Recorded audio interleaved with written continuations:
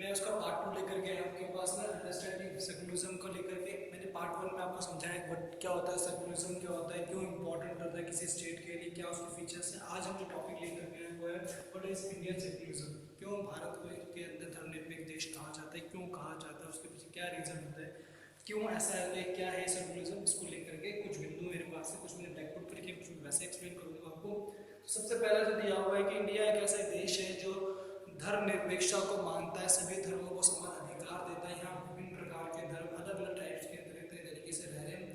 अगर यहाँ पे हिंदू रहते हैं, मुस्लिम है, सिख है, ईसाई है, बुद्धिस्ट है, फारसी है, जैनिज है, तो अलग अलग कम्युनिटी से लोग जुड़े हुए हैं। कहीं ना कहीं वो सब किसी ना किसी रिलीजियस आस्पेक्ट को लेकर जुड़े हुए हैं। धर्म के अंतर्गत चीज़ों को माना जा रहा है, फेस्टिवल्स को रिबन करने का तरीका दिया हुआ। तो ये बिंदु है जो कहीं ना कहीं क्या करते हैं, इंडिया को, भारत को एक धर्मनिरपेक्ष देश की संज्ञान में लेते हैं। पहला बिंदु equal rights to all religion, सभी धर्मों को समान रूप से अधिकार प्राप्त किया गया है।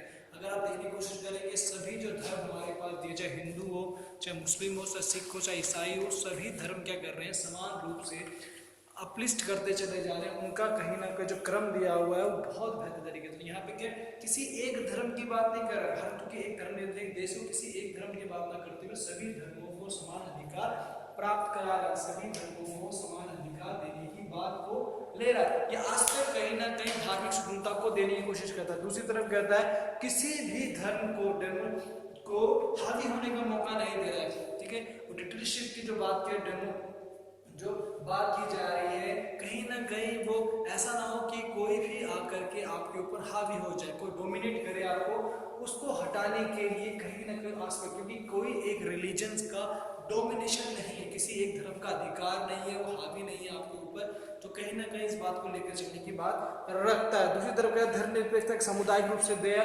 धर्म कहीं ना कहीं सामुदायिक स्वतंत्रता की बात को लेकर के आ रहा है। धर्म एक कहीं ना कहीं स्पष्टीकरण को देने की बात कर रहा है, कहीं धर्म हमारे उन चीज़ों को लेके जाने की कोशिश कर रहा है जो क्या है स्पष्टीकरण के रूप में दे रही है। कोई भी धर्म स्वतंत्रता को छीनने का अधिकार नहीं प्राप्त कर रहा, फ्रीडम देने की बात कर रहा है।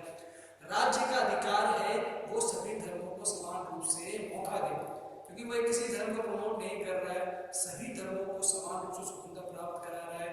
आप मंदिर में जाइए, मस्जिद में जाइए, गिरजाघर में जाइए, कहीं भी जाकर आप अपनी पूजा कर सकते, किसी भी धर्म को प्राप्त। यहाँ पे फ्रीडम की बात जहाँ की जा रही है, राइट टू फ्रीडम की बात हो रही है, राइट टू इक्वलिटी की बात हो रही है, फ्रीडम और जब मैं यूज कर रहा हूँ तो कहीं ना कहीं हम किसी भी धर्म को समझने की तरफ भी जा सकते हैं।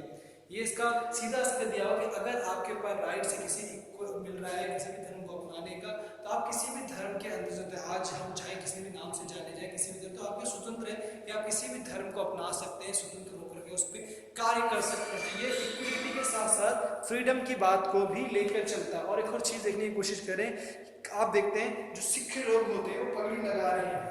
ठीक है, तो अगर हम धर्म स्वतंत्रता, आपने देखा होगा एक आर्टिकल आपके पास दिया हुआ है स्टोरी के रूप में, कॉमिक्स के रूप में दे रखा है, वो हेलमेट नहीं लगाते, वो पगड़ी लगा के चलते हैं, पग बांधते हैं, उसको लेकर चलते हैं। तो उनको स्वतंत्रता है कि उन्हें आप प्रेशराइज नहीं कर सकते हो हेलमेट पहनने के लिए किसी चीज के लिए, तो वो दो पहिया के ऊपर हेलमेट लगा के नहीं चलते। तो ये कहीं ना कहीं हम किसी भी धर्म के धार्मिक कार्यों में हस्तक्षेप, राज्य जो होता है किसी भी धर्म के धार्मिक चीजों पे हस्तक्षेप नहीं करो। ये नहीं कहे कि आप ईद ना मनाएंगे, ईद पे बैन लगा दे, उनको स्वतंत्रता प्राप्त है, राज्य किसी भी तरह से उनके हस्तक्षेप नहीं करते। यहाँ पे हिंदू देखेंगे, आपने लिखा हुआ मैंने, government to not promote any religion.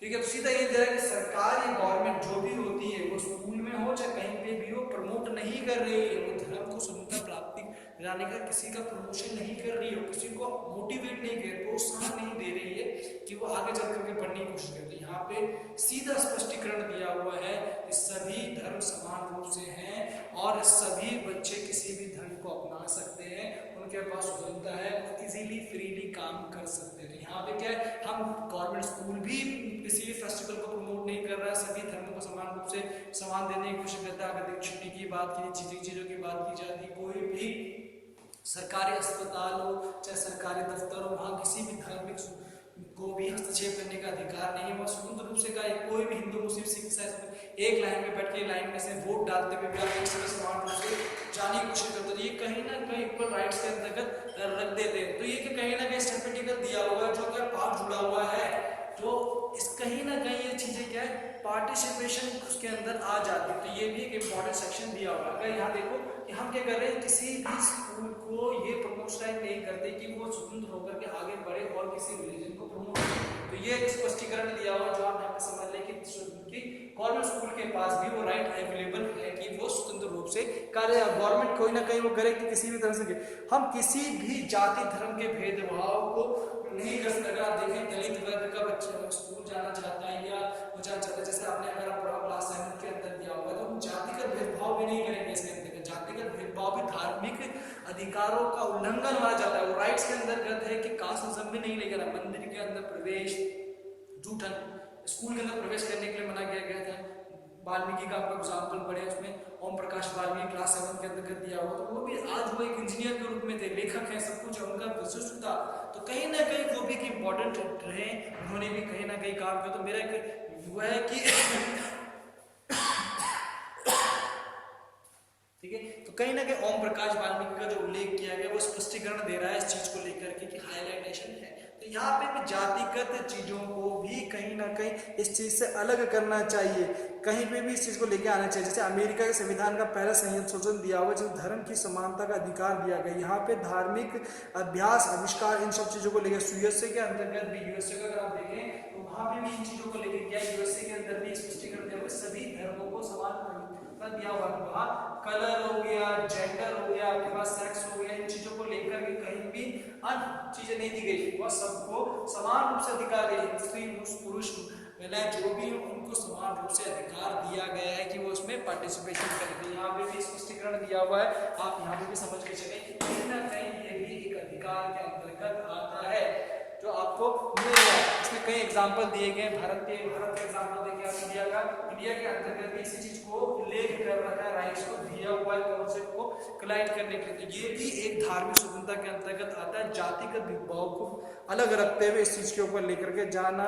इन चीजों को वो करना, स्वतंत्रता। राज्य किसी विशेष धर्म को लागू करने का अधिकार भी नहीं रखता है, वो सभी को समान रूप से अधिकारित रूप से रखा हुआ है, उसको पार्टिसिपेशन देता है। और भारत राज्य और धर्मनिरपेक्ष राज्य, क्योंकि यहाँ पे विभिन्न धर्मों को समान रूप से सोशल इक्वलिटी के द्वारा सामाजिक रूप से समान अधिकार दिए गए। और यही एक एग्जाम्पल को डोट करता है कि कहीं ना कहीं भारत भी एक ऐसा देश है जो धर्मनिरपेक्ष देश के रूप में है।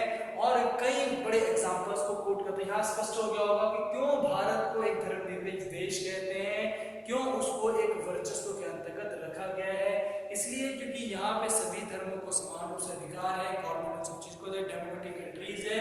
तो ये एक इंपॉर्टेंट सेक्शन दिया हुआ है, तो आपको समझ में आ चुका होगा। और इसका मैं इसके नोट्स भी आपको अवेलेबल कराऊंगा, आप जाके देखिए व्हाट्सएप पे मैं आपको लिंक शेयर करूंगा इसका, आप उसको नोट डाउन कर सकते हैं। कोई डाउट रहता है जो ऑनलाइन क्लास होती है, you should ask me questions, comment section में जाइए, वहाँ पे भी कमेंट्स कर सकते हैं, बेहतर तरीके से आपको प्रेजेंट है। ठीक है, पॉइंट्स को आप नोट डाउन कर लेंगे। कोई भी आपको डाउट होता है पूछिए मुझसे, कोई भी रिलेटेड होता है किसी चैप्टर से रिलेटेड हो, किसी टॉपिक से रिलेटेड, आप वहाँ पे डायरेक्ट पूछ सकते हैं। ठीक है, वीडियो नीचे कमेंट्स कीजिए, लाइक कीजिए और मेरे चैनल को भी सब्सक्राइब